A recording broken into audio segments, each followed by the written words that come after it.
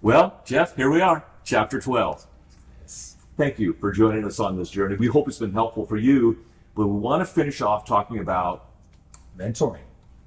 One of the great things about being a leader is our ability to make others great after us. I would argue there is no success without a successor. And so it isn't just a good thing to do as a leader. Mentoring is our obligation as a leader. So tell me, Mark, a little bit about your journey of mentoring pastors and leaders over the years. Yeah, well, I started at Ozark Christian College when I was a professor, and every year I would choose 5 guys.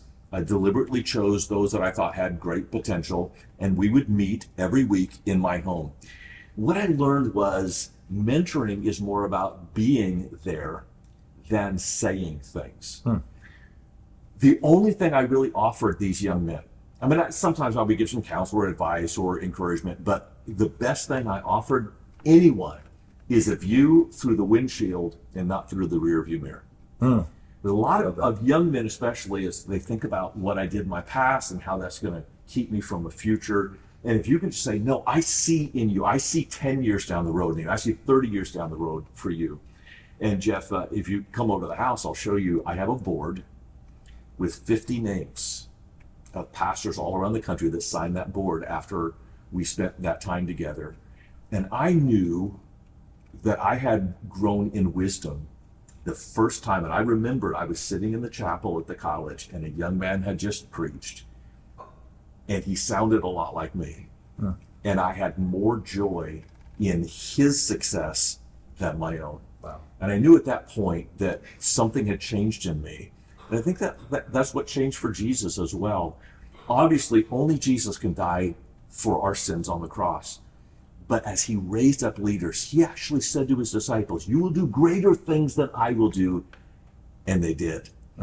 Now, I understand that from a pastoral standpoint, but I imagine it's quite a bit the same in the business world, that significance is in succession, not just in success. I think that's right. And I think if we, as leaders in the business world or in any organization, understand that our obligation is to help invest in that next generation of leaders, I think for us, it creates a legacy. And so we're going to leave a legacy. Yeah. The question is, will it be a healthy one or not healthy one? The reality is, each one of us have gotten to where we are by standing on the shoulders of somebody that went before us.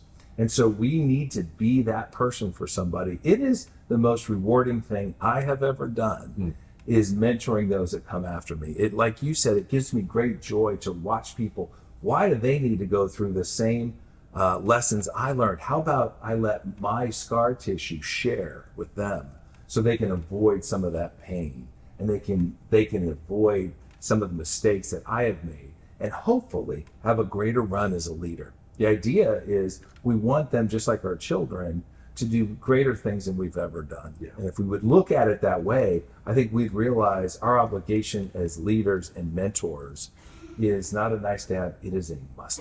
Yeah.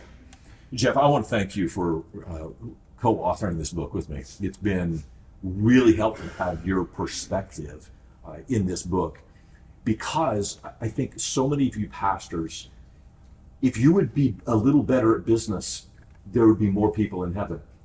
And I think if you people in business would be a little better as pastors, there'd be more people in heaven.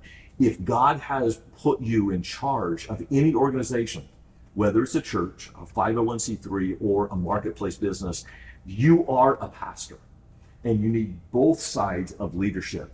The side that is the heart side, the character side, like part 1 of this book. And you need the action side, the doing side, the strategy side, which is part 2 of this book. So I hope this has been a good experience for you. Jeff, thank you for partnering with me. Thank you, Mark. In making leaders. Absolutely. God bless. Go be a master leader.